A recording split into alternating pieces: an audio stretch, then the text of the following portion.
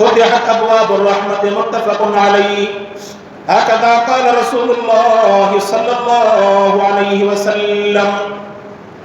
قال رسول الله صلى الله عليه وسلم: في الجنة 8 أبواب منها باب سمي الريان لا يدخله إلا الصائمون متفق عليه.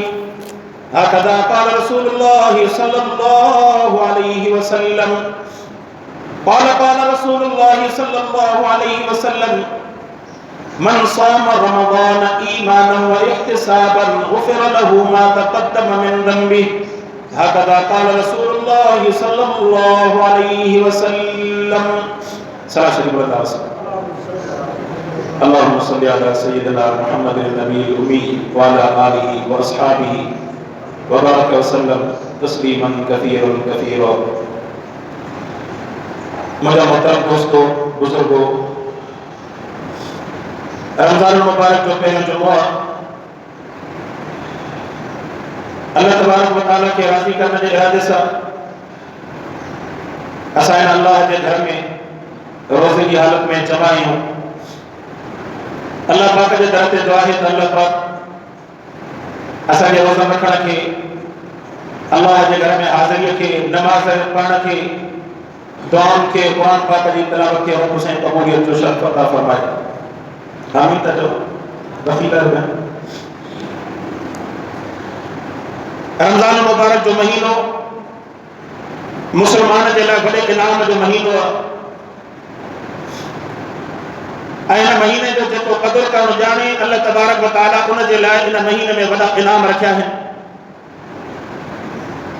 इन जो मिसाल अर्ज कया त जेकॾहिं ॿिया त खणी फर्ज़न जो सवाब त वॾो आहे। अवां रमज़ान जा रोज़ा रखो, इहो रमज़ान जा रोज़ा तव्हां जे लाइ आख़िरत जे अंदरि अल्लाह पाक वटि वकील बणिजी करे रब वटि सिफारिश कंदा।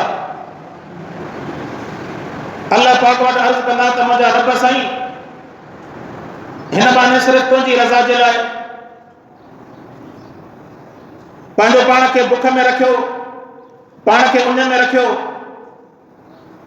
खाइण पीअण खां बि परे रहियो ऐं पंहिंजी ख़्वाहिशुनि खां ऐं जेके नाजाइज़ अमल आहिनि उन्हनि खां बि पंहिंजो पाण खे परे रखी। ऐं मुंहिंजा अल्लाह साईं, इन तुंहिंजी रज़ा जे ख़ातिर इहो अमल कयो। मुंहिंजा रब साईं, इन अमल जे सदक़े इन जा गुनाह माफ़ फरमा, इन खे जन्नत जे अंदरि दाख़िला अता फरमा। इहो वॾो इनाम, मामूली ॻाल्हि न आहे। अल्लाह तबारक व तआला इन रोज़ेदार जी रोज़े जी जेसीं ताईं सिफारिश क़बूल न फरमाईंदो तेसीं ताईं रोज़ो उन जी वकालत न छॾींदो। अवां दुनिया में ॾिसो त कंहिं माण्हू जो को एसएचओ दोस्त थी पवे त उनजो सीनो हेॾो चौड़ो थी पवंदो। अवां एसएचओ सां मुंहिंजो ताल्लुक़ आहे, डीएसपी सां मुंहिंजो ताल्लुक़ आहे, एसपी सां मुंहिंजो ताल्लुक़ आहे, न सम मथे करे हलंदो, सम्झंदो त थोरो मसइलो हेॾे होॾे थियो त मुंहिंजो ताल्लुक़ वॾो आहे। हीउ अल्लाह सां ताल्लुक़ निभाइण जो महीनो आहे। रोज़े जी सूरत में, तरावीहनि जी सूरत में, क़ुरान जी तिलावत जी सूरत में, रब खां दुआउनि जी सूरत में हिन महीने जे अंदरि पंहिंजा मसइला अल्लाह खां हल कराए। ऐं वॾी ॻाल्हि आहे त मौसम बि अल्हम्दुलिल्लाह थधी मौसम आहे, गर्म मौसम न आहे जो माण्हू रोज़ा न रखी सघे। हिकिड़ो वेलो मानी न खाए, पंहिंजे ख़्वाहिशुनि खे परे करे रखे। असल में रमज़ान मुसलमान खे इंसानियत थो सेखारे। जेके नाजाइज़ कम इंसान हुअ कंदो हुयो, रमज़ान जे रोज़े में उन नाजाइज़ कमनि खां रुकिजी वञे। ऐं सोचण जी ॻाल्हि इहा आहे त मुसलमान, केतिरा मुसलमान अहिड़ा आहिनि जेके रमज़ान मुबारक में रोज़ो त रखनि था, बुख ऐं उन जो रोज़ो रखनि था, बाक़ी नज़र जो रोज़ो न आहे, कन जो रोज़ो न आहे, साईं जेके चवां त ज़बान जो रोज़ो न आहे, पंहिंजे अमल जो रोज़ो न आहे। पोइ मुंहिंजा दोस्तो, इन जी घणी फर्ज़ियत अल्लाह पाक क़बूल फरमाए। बाक़ी इन रोज़े जो सवाब, इहो रोज़ो आख़िरत जे अंदरि वज़न वारो बणिजे, वकील बणिजी बीह रहे, इहो सवाब न मिलंदो। अवां ॾिसो त असांखां अल्लाह पाक रोज़े में जाइज़ कम छॾाया। जेके शयूं हलाल हुयूं उहे हराम कराई। खाइण पीअण हलाल हुयो, बाबा जाइज़ कम खाइण पीअण जाइज़ हुयो न, हलाल हुयो मानी खाइण। जेके जाइज़ कम हुया उहे अल्लाह तबारक व तआला असांखां छॾाया रोज़े जे करे। अब खाइण पहिरियों हलाल हुयो, रोज़े जे सदके अल्लाह से फरमाए हिकु वेलो न खा, पाणी सॼो ॾींहुं न पी, ऐं पंहिंजे सोबत जे लाइ पंहिंजे आलत जे वेझो न वञ। ऐं बाक़ी कन जो रोज़ो, कन सां गुनाह वेठो ॿुधे, गाना वेठो ॿुधे, ज़बान सां गिला ऐं ग़ीबत वेठो करे, कूड़ वेठो ॻाल्हाए, अखियुनि सां वेठो मोबाइल में वेठो बदनज़री करे, गाना वेठो ॿुधे या रोज़ो वेठो पास करे, टीवी वेठो ॾिसे, इहे सभु शयूं नाजाइज़ कम आहिनि। दुनिया जे अंदरि केतिरी बि तरक़ी थिए, बेपर्दगी कॾहिं बि इस्लाम जे अंदरि इजाज़त नाहे। बेपर्दगी बदनज़री या गुनाह जी पहिरीं ॾाकण आहे, पहिरियों ॾाको आहे। बदनज़री इंसान कंदो, बदनज़री जो असर उन जे क़ल्ब ते पवंदो आहे। उन जे क़ल्ब में जॾहिं बदनज़री जो दाग लॻंदो त पोइ अल्लाह पाक खां इंसान जो तवजो हटी करे उन हिकिड़ी शइ जे तरफ़ हलियो वेंदो। नतीजो इहो निकिरंदो जेका अंदर में रूहानियत हुई, दुआउनि जे करे, नमाज़ पढ़ण जे करे, रोज़ा रखण जे करे, क़ुरान जी तिलावत जे करे जेको दिलि जे अंदरि पाकीज़गी पैदा थी हुई, इन बदनज़री जे करे, ज़बान जे कूड़ जे करे, कन सां गाना ॿुधण जे करे, अखियुनि सां गाना ऐं नाजाइज़ शयूं ॾिसण जे करे, इहे सभु जेके सवाब आहिनि इन गुनाह जे करे सभु ख़तम थी वेंदा। वञी इन जो नतीजो वञी उन ई जाइ ते बीहंदो। रसूलुल्लाह सल्लल्लाहु अलैहि वसल्लम फरमायो त फतिहत अबवाबुल जन्नह, रमज़ान जे अंदरि आसमान जा दरवाज़ा खोलिया वेंदा आहिनि। फरमाई त जन्नत जा दरवाज़ा खोलिया वेंदा आहिनि। वग़ुल्लिक़त अबवाबु जहन्नम, फरमाई त रमज़ान मुबारक में जहन्नम जे दरवाज़नि खे बंदि कयो वेंदो आहे। वसुलसिलत शयातीन, ऐं फरमाई त इन शयातीन खे क़ैद कयो वेंदो आहे। पर 11 महीना जेको शैतान चिंबड़ियो रहियो, इन शैतान जो असर त हूंदो न इंसान में।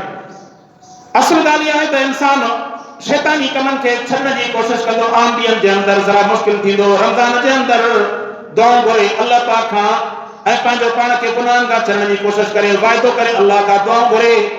कंहिंखे जेकॾहिं बुराई छॾणी आहे, सिगरेट पीए थो सिगरेट छॾणो आहे, नशो पीए थो नशो छॾणो आहे, अहिड़े नमूने सां दुकानदार जे करे बेईमानी करे थो, बेईमानी छॾे रमज़ान जे अंदरि अल्लाह तबारक व तआला रमज़ान जे सदके, शैतान जे बंदि हुजण जे करे, दुआउनि जे सदके अल्लाह साईं उन्हनि जे गुनाहनि खे आसानी सां छॾण में मदद फरमाए थो। ऐं ख़ासि करे रमज़ान में जेके होटल वारा, जेके दुकाननि वारा खाधे पीते जो सामान हलाइनि था, खाधे पीते जो सामान जो मतिलबु जेके खाइण पीअण जो जीअं होटल आहे या खाइण पीअण जो सामान, उन्हनि खे शर्म अचणु घुरिजे। रमज़ान जे एतिराम जे अंदरि खाधे पीते जूं शयूं ॿाहिरि न रखो। रमज़ान जो एतिराम बि आहे। पंहिंजे पेट जे जहन्नम खे भरण जे लाइ रमज़ान जी बेकरामी न कयो। अचो रस्ते में खाइण पीअण जूं शयूं, कंहिंजा केक ॿाहिरि पियनि, कंहिंजूं बोतलूं ॿाहिरि पियनि, छा नथो अचे? हिकिड़ा ज़रूरत जा सामान आहिनि, माण्हू ॿाहिरि रखे थो, ठहे थो, खाधे पीते जा सामान। इहो रमज़ान में रोज़े वारे जो प्रोटोकॉल आहे, इज़त आहे। तव्हां कम अज़ कम हुनजो एहतराम कयो, हुनजे साम्हूं खाधे पीते जूं शयूं न रखो। ऐं अहिड़े दुकान वारे जो माण्हू खे बाइकाट करणु घुरिजे जेको रमज़ान जो एहतराम न करे। सो मुंहिंजा दोस्तो, रमज़ान मुबारक लुट जो महीनो आहे। अल्लाह जे अॻिते अचे थो, हदीस पाक में अचे थो, पाण सल्लल्लाहु अलैहि वसल्लम फरमायो मन साम रमज़ान ईमानन, जंहिं रमज़ान जो रोज़ो रखियो ईमान जी हालत में, ईमान सां रोज़ो रखे। ऐं साईं हुनखे चवां त सिर्फ़ु खाइण पीअण जो रोज़ो न, खाधो पीतो छॾे न ॾेई, बाक़ी सभु गुनाह वेठो करे।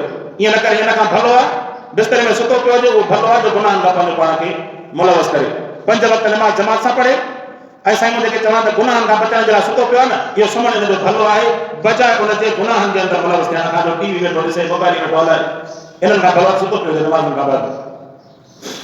सो फरमाई त ईमान व इहतिसाबन, ईमान जी हालत में, इहतिसाब जी हालत में, गुफ़िर लहू मा तक़द्दम, फरमाई त रब साईं उन जेके बि अॻ में गुनाह कया, सगीरा गुनाह कया, ईअं न त तव्हां कर्ज़ खाई वठो, रमज़ान जा रोज़ा रखी कर्ज़ छॾो, उहे कबीरा गुनाह आहिनि। सगीरा गुनाह अल्लाह साईं इन रमज़ान जे रोज़े रखण जे करे रब साईं माफ़ थो फरमाए। फरमाई त मन क़ाम रमज़ान ईमानन व इहतिसाबन गुफ़िर लहू मा तक़द्दम व मन क़ाम लैलतुल क़द्र ईमानन व इहतिसाबन, फरमाई जे रात जो क़याम कयो, ख़ासि करे लैलतुल क़द्र जो, अल्लाह पाक उन जे अॻियनि गुनाहनि खे माफ़ कंदो फरमाए। ऐं मुअज़्ज़ कंद पाण करीम सल्लल्लाहु अलैहि वसल्लम ने फरमायो, रमज़ान में तव्हां नफ़िल पढ़ंदा, तव्हांखे आम ॾींहंनि जे फ़र्ज़ जो सवाब मिलंदो। तव्हां फ़र्ज़ पढ़ंदा, रब साईं 70 फ़र्ज़नि जो सवाब तव्हांखे अता फ़रमाईंदो। ऐं वरी जेकॾहिं इहो ई फ़र्ज़ तव्हां जमात सां था पढ़ो, हदीस पाक में अचे थो त जमात सां फ़र्ज़ पढ़ण जे करे 25 दफ़ा वधीक तव्हांखे फ़र्ज़ जो सवाब थो मिले। त वरी रमज़ान में वरी इन 70 खे 25 सां 27 सां ज़रब कयो, जमात सां फ़र्ज़ पढ़ण जे करे अल्लाह पाक एतिरो तव्हांखे फ़र्ज़ जो सवाब वधाए ॾींदो। अल्लाह पाक खां दुआ आहे अल्लाह सां अमल करण जी तौफ़ीक़ अता फ़रमाए। वाख़िर दावाना अनिल हम्दुलिल्लाहि रब्बिल आलमीन।